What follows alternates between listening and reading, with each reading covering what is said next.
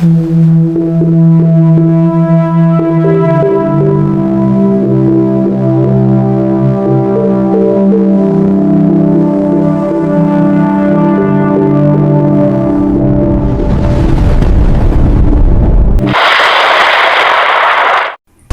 araw po sa inyong lahat. Narito na po ang pinaka-latest nating update sa maging ng panahon yung araw ng Martes, ika-28 ng Hulyo, taong 2026.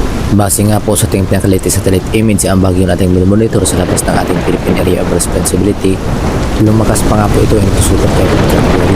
May taglay na kalakas na hangin na umabot sa 185 km per hour under the center, samantalang may pagbugso naman po ito na umabot sa 200 km per hour. Habang kumikilos nga po ito pa hilagang kanluran sa bilis na 10 km per hour. At huling namatan po yan sa layong 2,400 km silangan po yan ng Visayas. Nabase nga po sa ating climatological track sa buwan ng July kung saan nga po posible nga itong pumasok ng ating Philippine Area of Responsibility at kumilos pa hilagang kanluran. Na inaasahan nga po natin na posible nga itong lumapit dito sa ating bansa bago tuluyan pa hilagang kanluran ang kanyang pagkilos. At sa mga susunod na araw ay posibleng kumilos naman ito hilagang kanluran at pasilangan na ang kanyang pagkilos kung saan bagya nga itong lalapit bago tuluyan pahilaga at silangan ang kanyang pagkilos. So bagya mag-curve nga po ang kanyang direksyon. Samantalang mayroon din tayong senaryo na posible nga po itong dumaan dito sa may area ng Aurora, Quirino, Benguet, Ilocos Norte bago tuluyan makatawid ng ating bansa. Base nga po yan sa climatological track sa buwan ng July kung saan nga po kapag may man nabubuong bagyo sa labas ng ating Philippine Area of Responsibility ay pumapasok nga po ng ating bansa kung saan nga po posible nga pong dumaan dito sa may area ng Central Luzon.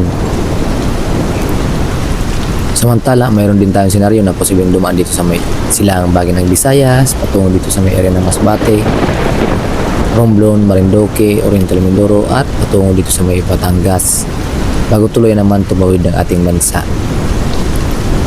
Kaya naman maging alert pa rin po tayo sa mga banta pa rin ng mga localized thunderstorm o mga kalat-kalat na mga pag-ulan kasi ang ating nararanasan ngayon. Mas mainam na maging alerto at maging updated lamang po tayo sa mga panibago namin ulit po namin lalabas o nga po dito sa sama ng panahon na nabuo dito sa may silang bahagi ng ating bansa. Isang inaasahan nga po natin na posibleng pumasok ng ating Philippine Area of Responsibility. At para naman sa maging ng panahon ngayong araw dito sa Luzon, asahan pa rin po natin makakaranas pa rin po ng maulap na papurin at mga kalat-kalat na mga paulan. Sa lugar po yan ng Oriental Mindoro, Occidental Mindoro, Zambales, Pangasinan at Bataan. Nadulot nga po yan ng hanging habagat kung saan nga po bagya nga po itong huwina ang kanyang epekto. Ngunit magdadala pa rin ito ng maulap na paporin at sinasama din po yan ng mga kalat-kalat na mga pag-ulan. Samantalang sa manalabing bahagi pa ng Luzon, dito sa area ng Ilocos Norte, Apayao, Cagayan Valley Region, Abra, Kalinga, Mountain Province, Isabela, Aurora, Nueva Vizcaya, Quirino, Nueva Ecija, Quezon, Camarines Norte, Camarines Sur, Albay, Catanduanes, Sorsogon, including Masbate, Marinduque, Romblon ay makakaranas pa rin po ng improving weather or maaliwalas na panahon. Ngunit pagsapit ng hapon at gabi, maging alerto pa rin po tayo sa bagyang maulap na papawarin. Sinasama po yan mga light rains or mga pag-ambon. Para naman sa magiging agwat ang temperatura dito sa may Legazpi, 26 hanggang 33 degrees Celsius. Tuigaraw, 25 hanggang 36 degrees Celsius.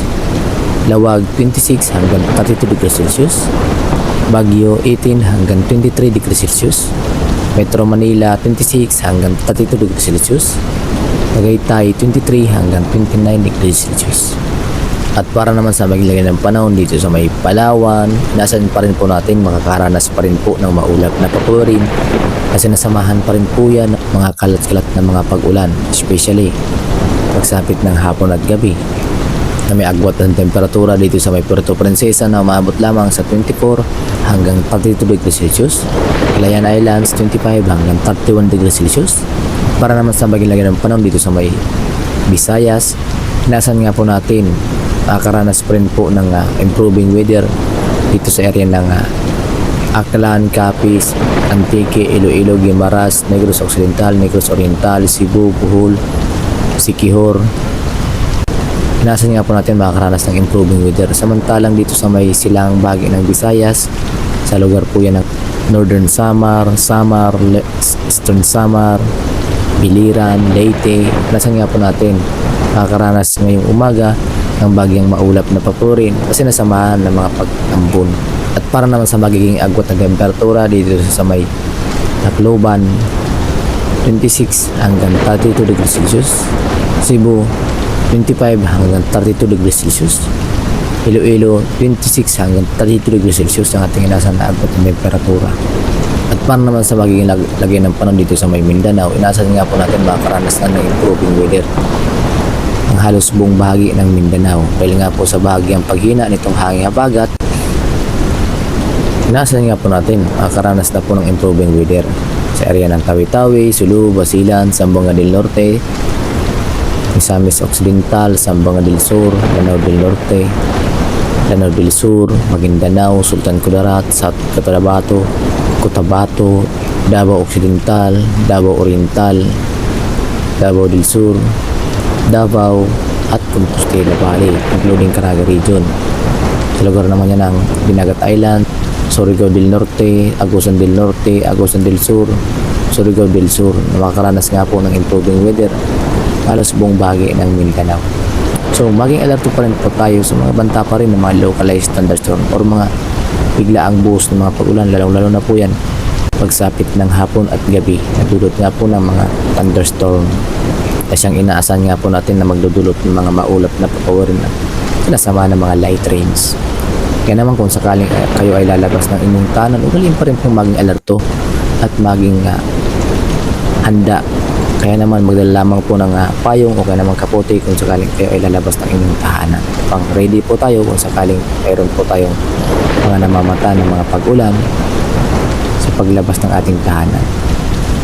At para naman sa maging lagay ng panahon, dito sa ating karagatan sa kasalukuyan nga po, wala po tayong nakataas na gale warning sa kahit anong baybay ng ating bansa, kung saan slight to moderate ang mga pag-alon nating inaasahan. May taas lamang na mga pag-alon na umabot sa 0.6 hanggang 1.5 meters ang taas ng mga pag-alon, kaya naman malaya pa rin po makapaglalayag ng ating mga kababayan na mangisda sa kahit anong baybay ng ating seaboard. Lalubos po natin pinag-iingat sa mga localized thunderstorm, especially dito sa may kanlurang bahagi pa rin ng Luzon, na dulot nga po yan ng hanging habagat. At yun nga po ang pinakalitis nating update sa magilagan ng panahon ngayong araw ng Martes, ika-28 ng Hulyo, taong 2026. Maraming salamat sa inyong lahat. At kung sakaling bago pa lamang kayo sa aming YouTube channel, huwag kaligtang mag-subscribe para ma-notify po kayo sa mga panibago naming ulat para naming alabas. Pukulo nga po dito sa sama ng panahon na nabuo dito sa may silang bahagi ng ating bansa, na siyang inasan nga po natin posibleng pumasok ng ating Philippine Area of Responsibility at posibleng palakasin ng hanging habagat sa mga susunod pong mga araw. Kaya naman maging alerto lang po at maging active lamang. Maraming salamat at ingat po tayong lahat, and God bless us all.